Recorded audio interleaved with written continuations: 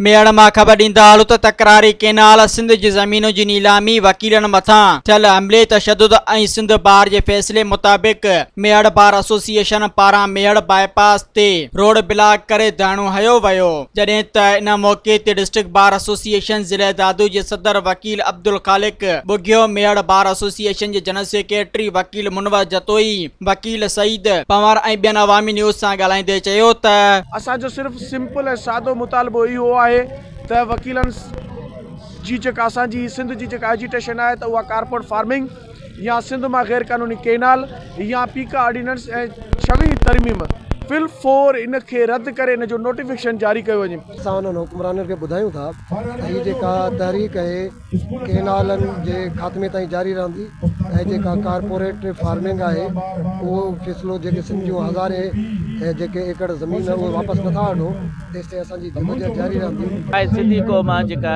दरिया सां एतिरी मोहबत करे थी जो पंहिंजी बचनि जा नाला बि दरिया जे नाले सां रखंदा आहिनि। पुट जो नालो दरिया खान रखंदा आहिनि, जे ॾियाणी ॼमंदी आहे त उन जो नालो सिंधू रखंदा आहिनि। इहा इंतिहा दर्जे जी मोहबत आहे पंहिंजी धरतीअ सां, पंहिंजे वतन सां, पंहिंजे दरिया सां।